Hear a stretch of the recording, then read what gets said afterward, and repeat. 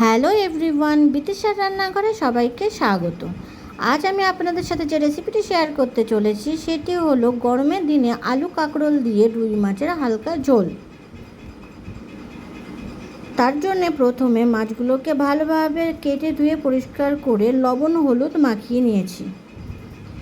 এরপর কড়াইতে তেল গরম করে লবণ হলুদ মাখানো মাছগুলোকে একে একে গরম তেলের মধ্যে দিয়ে দেব।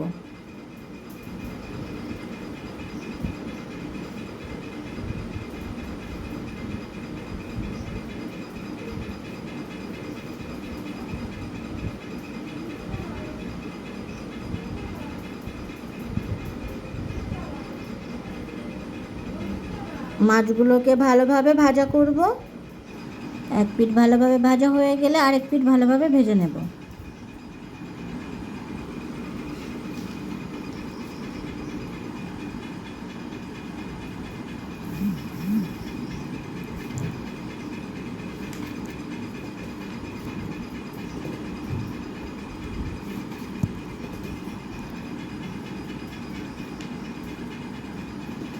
মাছগুলো দু পিঠ ভালোভাবে ভাজা হয়ে গেলে মাছগুলোকে তুলে নেব।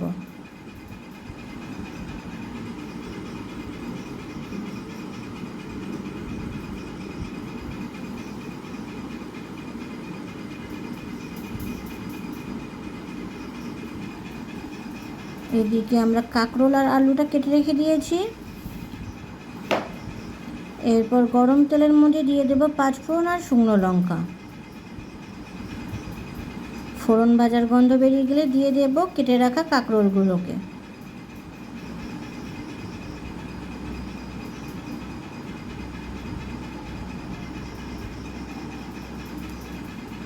কাঁকরোলগুলোকে ভাজা করব। এরপর দিয়ে দেব কেটে রাখা আলুগুলোকে।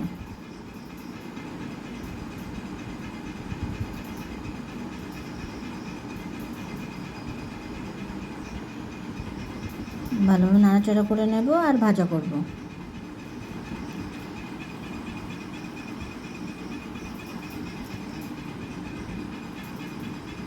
এরপর দিয়ে দেব পেঁয়াজ কুচি, কাঁচা লঙ্কা কুচি, রসুন বাটা, আদা বাটা। মশলাগুলোকে ভালোভাবে একসাথে মিশিয়ে নেব আর ভাজা করব।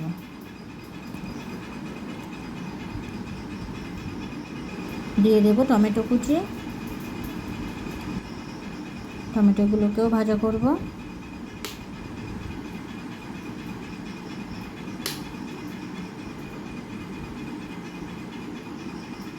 এরপর দিয়ে দেবো পরিমাণ মতো লবণ আর দিয়ে দেবো পরিমাণ মতো হলুদ।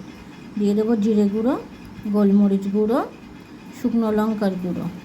মশলাগুলোকে ভালোভাবে আলু কাঁকরোলের সাথে মিশিয়ে নেব আর কষবো।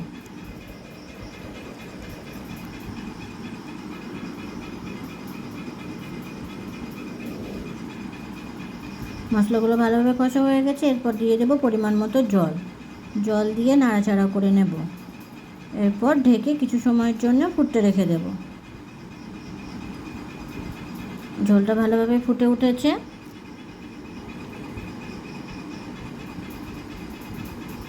এরপর দিয়ে দেবো ভেজে রাখা মাছগুলোকে।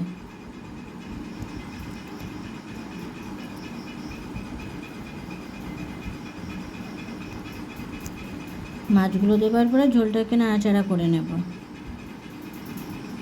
আরও কিছু সময়ের জন্য ঢেকে ফুটতে রেখে দেব। ঝোলটা ভালোভাবে ফুটে উঠেছে। আলু কাঁকরোলগুলো সিদ্ধ হয়ে গেছে। আরও কিছু সময় এইভাবে ফুটিয়ে নেব।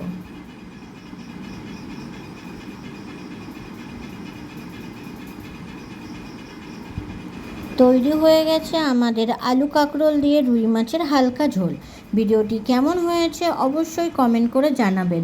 আর ভিডিওটি যদি আপনাদের ভালো লেগে থাকে তাহলে চ্যানেলটিকে সাবস্ক্রাইব করে পাশে থাকবেন।